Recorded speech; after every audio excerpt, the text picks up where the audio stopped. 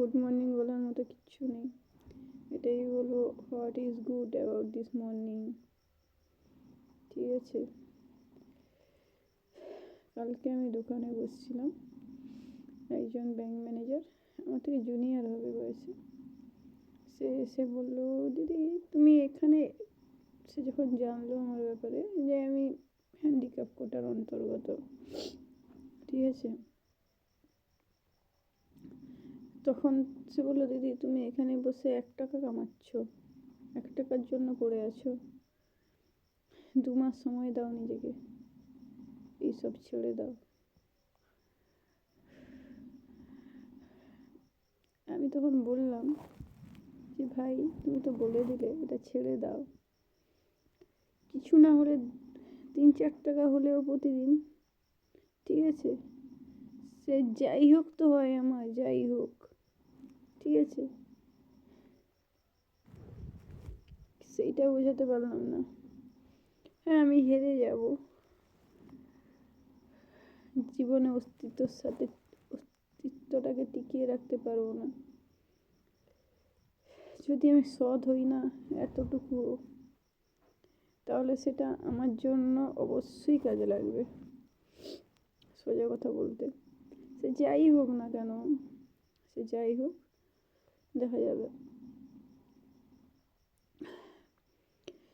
যে ক্ষুধার্ত, যে রুগ্ন, সে বোঝে 1 টুকরো ভাতের মূল্য আর একটা ঔষধের মূল্য, সে যে কতটা বুঝে সে আমি বুঝি। তার জন্য আমি ইউটিউবে ভিডিও করছি, ঠিক আছে, কেউ তো পড়তে আসে না আমার কাছে, রুগ্ন মানুষের কাছে কে পড়তে আসবে, যেহেতু তাকে রটিয়ে দিয়েছে অলরেডি পাগল। সবাই বলে একে ঠিকঠাক খাওয়া দাওয়া দিলে আর চিকিৎসা দিলে হয়তো সে প্রতিবন্ধী, তবে এতটাও লোক দেখতে পাবে না যে সে অসুস্থ রুগ্ন। তো এইটুকুও সাপোর্ট যখন পাচ্ছি না, তখন তো আমাকে যাই হোক কিছু করে খাওয়া জোগাতে হবে। 5 টাকা যদি রোজগার হয়, দুয়ারে সরকার আছে খাওয়ার জন্য। আর জানি না, আজকালের ভেতরে বোধহয় সেই আমাদের পশ্চিমবঙ্গ প্রতিবন্ধী সম্মেলনী সভা থেকে লোক আসবে। হ্যাঁ, বলছে, ওদের কথার আমি 2 পয়সার বিশ্বাস করি না। অতটুকু জানি ওয়েলফেয়ার ডিপার্টমেন্ট থেকে পাবো আমি মেডিক্লেম, ওটা পেয়ে গেলে আমার কোনো চিন্তা নেই, বুঝলে তো। কিন্তু পাচ্ছি কই, আমি যেতে পারছি কই? তো ওটা পেয়ে গেলে সত্যি কথা বলতে আমি পড়াশুনোটাই করবো, যতটুকু ভাতা পাই ততটুকুতেই আমার চলে যাবে। আমি 5 টাকার ভাত, মা আর আমার 10 টাকা, 300 টাকায় দুপুরের খাবারটা হয়ে যাবে মাসে। আমাদের কিচ্ছু যায় আসে না,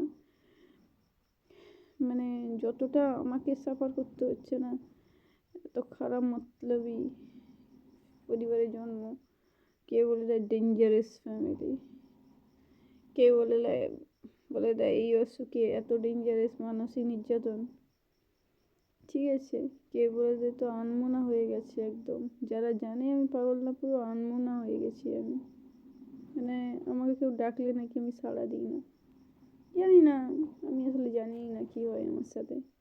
সারা রাত তো আগের ভিডিওতে না, সেটা শর্ট ভিডিও হয়েছে, দেখেছো হয়তো তোমরা যারা দেখছো। আমার হাত শক্ত হয়ে গেছে, জানি না, এই প্রাণায়াম অনুলোম বিলোম বা কিছু একটা করলে ঠিক হয়ে যায়, তো হয়ে যাবো আশা করা যায়।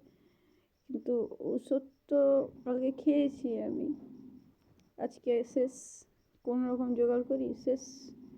দোকানে দেখো, মেয়ে আমি, সে এনজিও মানে প্রতিবন্ধী সম্মেলনীয় মানে সব কিছুই মানে, যে একটা মেয়ে সমাজে বেঁচে থাকা মুশকিল, তাও সে প্রতিবন্ধী, সেটা আমি জানি। আমি তোমার পরিবারেই আমার বেঁচে থাকা মুশকিল আছে বলেই তো দিল যে এই 1 পয়সা করে রোজগার করছো, এতে তোমার কি হবে। সেই 1 পয়সার মূল্যটা বোঝেনি বোধহয় ওরা, ঠিক আছে। অনেকে প্রতিদিন যদি 5 টাকা রোজগার হয়, আমার দুপুরের খাবারটা হয়ে যাবে, অনেক আমার কাছে। আর সত্যি কথা বলতে, যে মোটামুটি যদি ঔষধের টাকাটা পেয়ে যাই, তাহলে আর আমার কোনো চিন্তাই নেই, তাহলে আমি পড়বো, বলে তো চলে ইউপিএসসি দিতে পারো। আমি বলছি হয়ে গেছে আমার, পেটের ভাত জুটাই তারপরে ইউপিএসসি করতে বসবো। বসবো না কেন, বসবো অবশ্যই, কিন্তু এখন সেই সময় নয়। ইউপিএসসির মতো মাথা আমার নেই, যেটা নেই তো সেটা নেই না, স্বীকার করতে হয় সব কিছু, অস্বীকার করার মতো কিছুই নেই। আমার শরীর এতও ভালো নেই যে ইউপিএসসিতে বসে যাবো আমি। ইউপিএসসি দাও, ব্যাংক ম্যানেজার হবে, হেনা হবে তেনা হবে, কিচ্ছু হবনি আমি। আমি প্রথমে নিজের পেটের ভাত অর্জন করি, তারপরে আমি আমার রুগ্ন শরীরের জন্য এক টুকরো ওষুধের ব্যবস্থা করি, তারপরে যা হয় হবে। আর তোমরা আমার পাশে থেকেও একটা সাবস্ক্রাইব করো প্লিজ, একটা, ঠিক আছে, একটা সাবস্ক্রাইব করো। টাটা, ভালো থেকো, সুস্থ থেকো, আমার মতো রুগ্ন হয়ে যেও না, পরিবারের মায়ায় জড়িয়েও না। এটা খুব খতরনাক জিনিস, যেটা জানার চেষ্টা করছো তোমরা বা করবে তোমরা। ঠিক আছে, ঠিক আছে, টাটা।